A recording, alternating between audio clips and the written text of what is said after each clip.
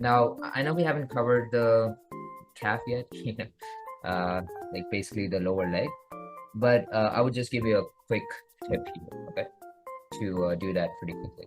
So here's the tibia, right? Here's the fibula.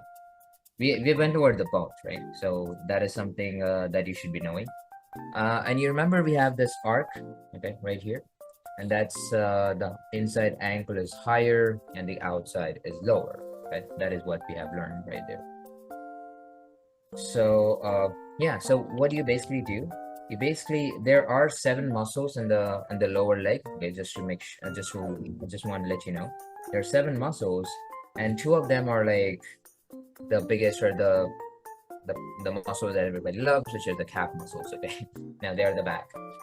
So all the 5 muscles, you're gonna actually group them all together. Okay, group them all together and just keep it on the outside of the leg. Okay, right here.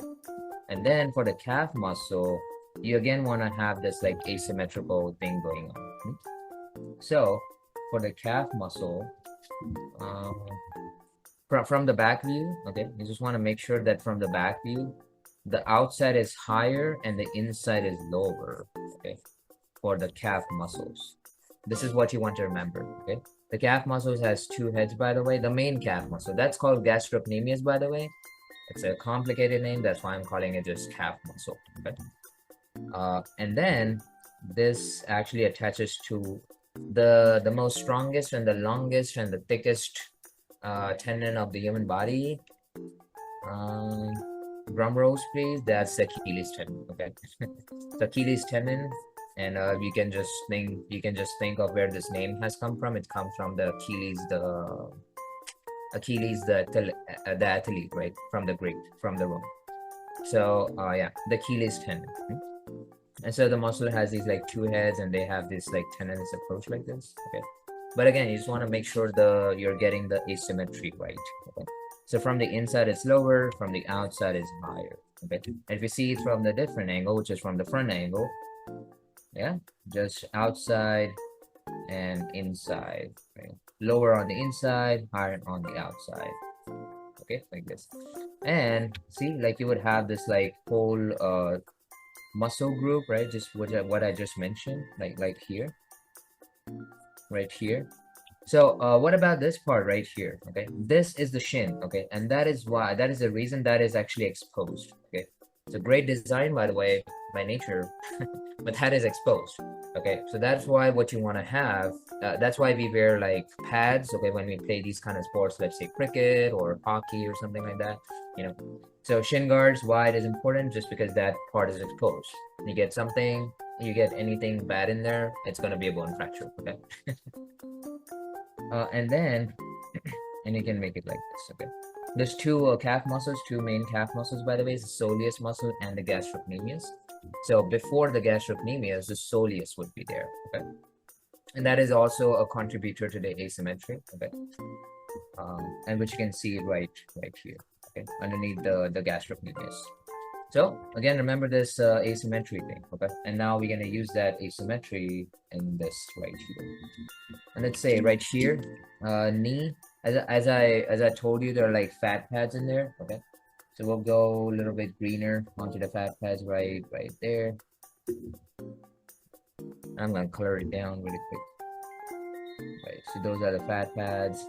You remember there's this tendon right there. If you forget it, then just watch it over here again. We have the knee, right? We have like one of the bump in here. Okay, again, the one of the tendon is connected to that is called and that bump is the tibial tuberosity. It's on tibia, so it's tibial tuberosity. Okay, and it is attached by the tendon, the patellar ligament. Okay, yeah, this is actually a ligament, you know. So patellar ligament, remember one thing: ligament connects bone to bone, and the tendon connects muscle to the bones. Okay, so here yeah, the kneecap is a bone and the tibia is a bone, so that would be connected by the ligament, not the tendon. Okay, so yeah, it's called the patellar ligament. Okay, patellar ligament right there. And then we have like two of these fat pads right here. Okay, and again, the knee, we'll just look into it right here. So that's one.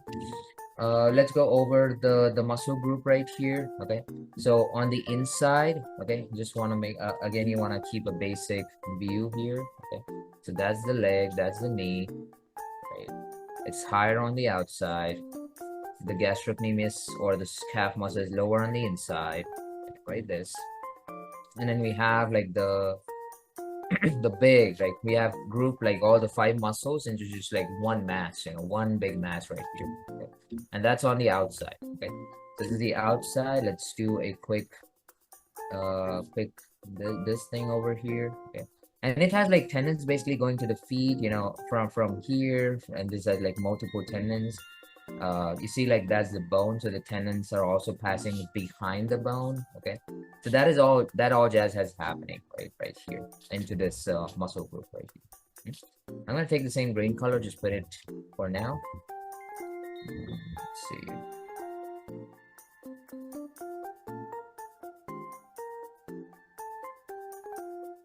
Okay, even right there, I would color it red. That's the same muscle right there. And there we go. We have successfully completed our lower leg right here. Let's put all the other muscles in. See. All right. So that is our lower leg, guys. Okay.